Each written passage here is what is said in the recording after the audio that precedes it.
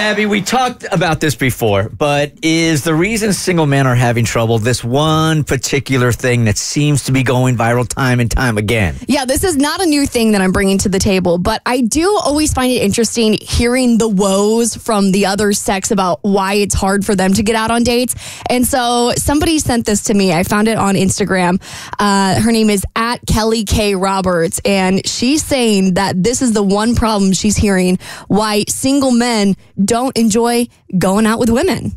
Single men, single women. I just had therapy, and my therapist said that something that a lot of her male single clients talk about is that they're having trouble dating because on first or second dates, women are asking them how much money they make. And I don't believe her. I think that's too crazy. That is a nutty thing to ask. Is this actually happening? Have you asked someone how much money they make on a first or second date, and men or women actually asking you this? I have to know. So people are in the comments. One guy said, it's crazy, but it happens. Somebody said, bruh, they asked me that before I even get to the first date. What? Women are in the comments like, well, I would ask before the first date. So apparently this is more common, which is so bizarre to me because I'm like, yeah, it's very easy to look someone up on LinkedIn. You don't even have to ask. Just go to Indeed.com and see what their salary range is.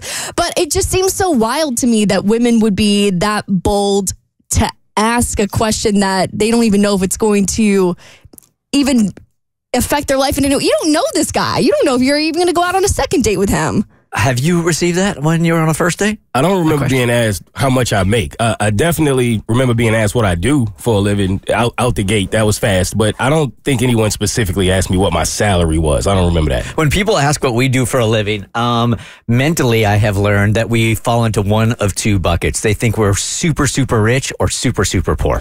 Like, this is your only job? You host a radio show? Do you do anything else? You like Uber, Lyft, anything else? No, this is pretty much it. That's all.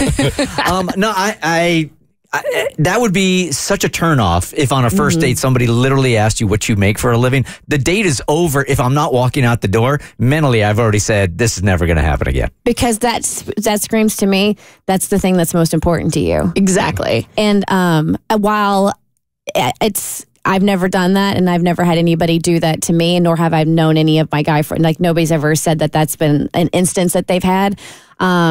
I'm not shocked by that. Yeah. I mean, even though I'm sure this is a woe that comes up in therapy a lot, because obviously why would this therapist volunteer this information if it wasn't coming up more than one time? But I couldn't help but feel like when somebody sent this to me and I watched this, I was like, oh, poor babies. The scariest thing about dating for them is that they might get asked how much they make. I'm like, I'm scared I'm not coming home. Like, every time I go out with a man, I'm texting my mom and I'm like, hey, just letting you know I'm at this address. This is what he looks like. Here's where his parents live. And if I don't come home, this is who you need to go after. Guys, think things on dates that guys don't ever even have to think about, right? Oh, God, yeah. Well, two things can exist at the same time. You can be fearful of your life, and they can also be offended that somebody would. That's the first thing they ask is that, right. What do you make? And that's the very, one of the most shallow things you can ask somebody on a first date. I'm trying to think what the strangest thing that somebody asked me on a first date, and the only one I could really come up with is a woman asked me how I feel about prescription drugs. And when I told her how I felt about it, first of all, she wasn't from this country. And in her country, they don't do prescription drugs. They gut their way through it, right? So then she launched into how Americans lean on their prescription drugs more than any other country.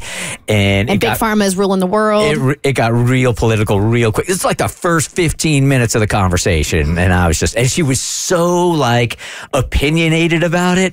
It was such a red flag that she's going to be so close-minded that even if I have an opinion, she won't listen to it. That this is probably not the first time or the last time it's going to happen. So it wasn't a conversation, it was a sermon. Pretty much. Yeah. I remember one time this woman was she seemed very disgusted at the fact that I didn't have kids or a pet. It just really bothered her. I don't know why. She was just like, so you don't want to take care of anyone but yourself? That's what she was looking for. And I was like, I struggle enough at that.